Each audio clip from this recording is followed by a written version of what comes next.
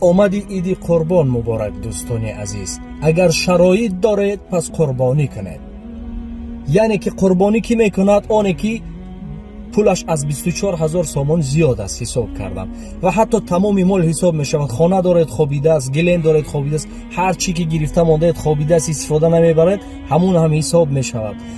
با قربانی کردن و قربانی دادن مال شما کم نمی شود دوستان، برعکس زیاد می شود، افزون می شود. چگونه زیاد می شود؟ اگر سوال باشد، یعنی که شما به خاطر همون پروردگاری که شما را اینقدر چیزها داد قربانی میکنید، چیزی را به خاطر او، و همون مال شما را حفظ میکند، تجارت شما را در آینده حفظ میکند.